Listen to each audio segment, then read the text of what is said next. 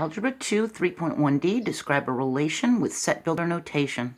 And if you haven't seen 3.1a, b, or c, I advise you to do that so you don't get confused.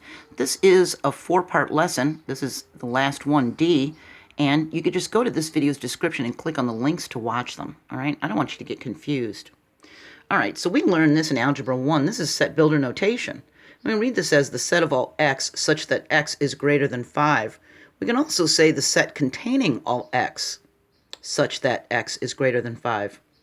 And if x was a whole number greater than 0, we could write it like this in set builder notation. We got our variable, we've got our vertical bar for such that, and then we've got a description that x is a whole number and x is greater than 0. When a solution set is very large, like listing all the whole numbers greater than 0, instead of listing every single number or solution, we use set builder notation to show which numbers are included in the solution set. And the set builder notation saves us time, energy, paper, pencils, and busy work, doesn't it? All right, if you see a set like this with 3 dots, it just means we include the numbers not listed between 5 and 15. I could have put 99 here, right there. And it would have meant the numbers from 1 to 99, and I just didn't want to list them all, so I put an ellipsis, and that would mean we know after 5, the numbers are listed all the way up to 99, and in this case, 15, all right? Well, we can use this set to find the set of all x such that x is greater than 2 and x is less than 8. Now, notice that when I read it, I didn't say 2 is less than x. I read the set of all x such that, we got our vertical bar, and then I jumped into the middle. X is greater than 2 and x is less than 8, okay? That's an intersection, isn't it? We learned about that in the last chapter. Well, we need to satisfy both conditions that x is greater than 2 and x is less than 8. So if we have this set of numbers 1 through 15, which ones satisfy that it's greater than 2 and less than 8? Well, 3, 4, 5, 6, 7 would satisfy that, wouldn't it? So we could say that it equals the set 3, 4, 5, 6, 7. See? We use the relation Q cross Q. That's how we read that. We say cross. Q cross Q, where the set Q equals 2, 3, 4, 5. If we needed to find XY as an ordered pair so that y is greater than an x plus 1, we can list the ordered pairs to find which satisfy this and then look through them and check them and decide which ones satisfy this. Well, 3 of them do. The 2, 4, the 2 and 5, and the 3 and 5 would be this y value is greater than, see, x plus 1. So 2 plus 1 is 3. So yeah, 4 is greater than 3. So that one works. That one works. And that one works. See?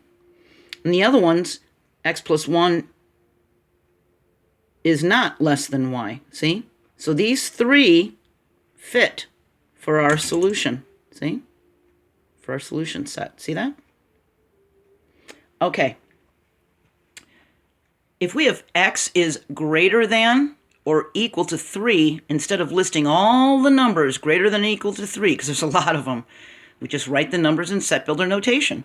So set A could contain 3, 4, 5, 6, 7, 8, 9, 10, 11, 12, and we could just keep going on and on and on, couldn't we?